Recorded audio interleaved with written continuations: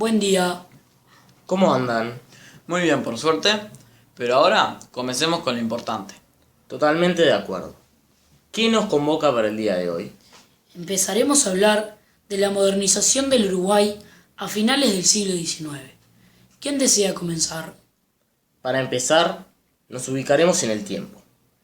La modernización surgió a mediados del siglo XIX, en todo el Uruguay, entre 1876 y 1886, para ser más precisos. Específicamente, comenzó con la toma del poder del coronel Lorenzo de la Torre en el año 1876, que fue un periodo de grandes transformaciones hacia la modernización, comenzando con el militarismo. Pero también hay que recordar que fue un periodo donde no se respetaban los derechos fundamentales del hombre. ¿Cuáles eran? La vida y la libertad, que eran muy importantes. Una cosa que no es menor fue la situación en la que se encontraba el país, con una gran crisis interna a causa de las guerras civiles que no permitían un buen desarrollo económico. Sin embargo, en Europa se necesitaba una mayor cantidad y calidad de materia prima, y además necesitaban colocar capitales y productos manufacturados, a causa y para el desarrollo de las industrias europeas. Disculpame la interrupción, pero hay que recordar que Europa estaba en plena revolución industrial.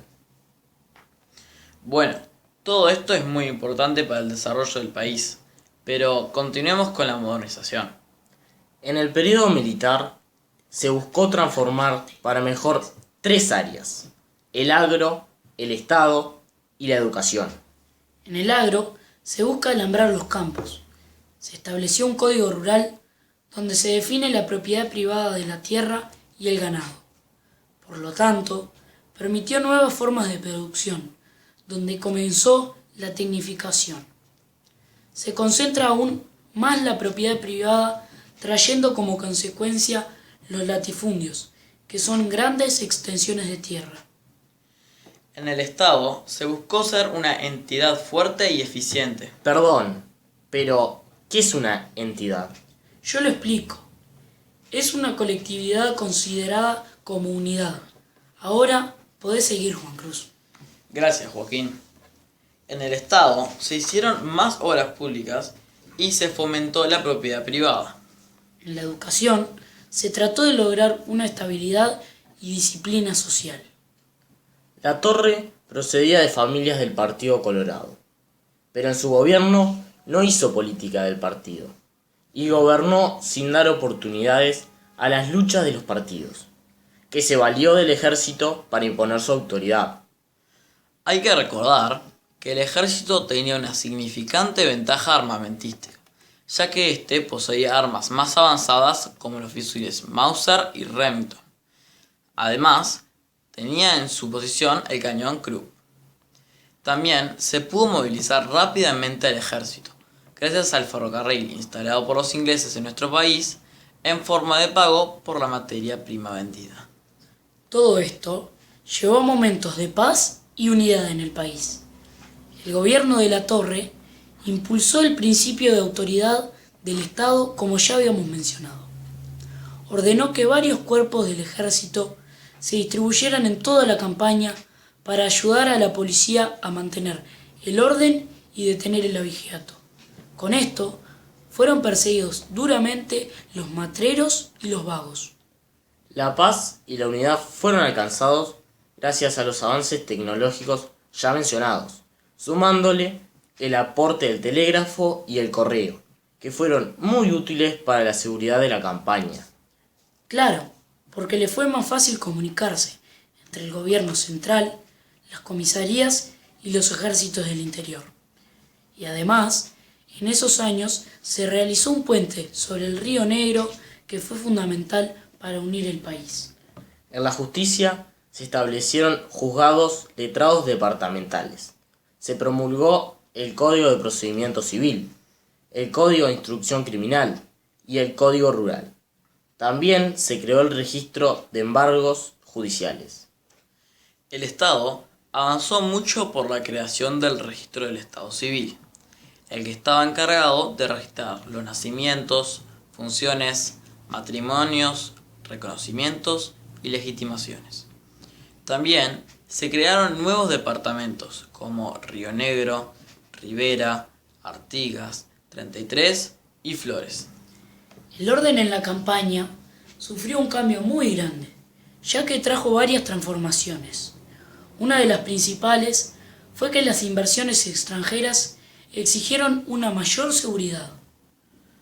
Una transformación muy importante fue que la estancia tradicional o cimarrona se transformó en una empresa.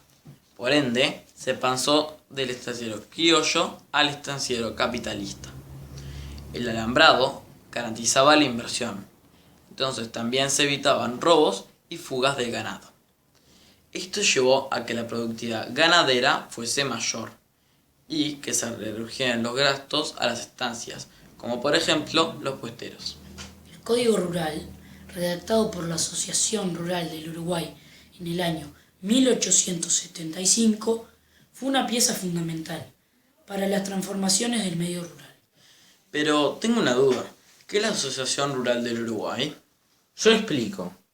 Es un grupo de estancieros o productores rurales que se organizan para exigirle al Estado beneficios. Puedes seguir, Joaquín. Una gran crisis monetaria marcó la llegada de los militares. El gobierno debió hacerse cargo de la emisión de billetes, por lo cual disminuyó el patrón oro. Antes de continuar, hay que explicar qué es el patrón oro. El patrón oro es un sistema monetario que fija el valor de la unidad monetaria en términos de una determinada cantidad de oro. Bueno, ahora continuemos. La Torre devolvió confianza a los acreedores, lo que solucionó el tema de la deuda pública, ya que llegó a un acuerdo para el pago de dicha deuda. Gracias a esto, las relaciones internacionales, principalmente con Gran Bretaña, mejoraron.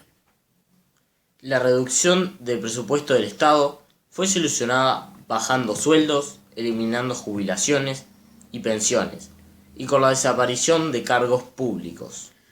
Pues sigamos con los avances. ¿Qué podemos agregar? Pues la reforma valeriana. Este fue un avance muy pero muy importante, porque antes de esta reforma la enseñanza era bastante limitada, ya que por ejemplo en el interior del país había 18 escuelas de varones y 12 de niñas, donde asistían solamente 899 alumnos. La modernización requeriría de transformaciones en el plano educativo.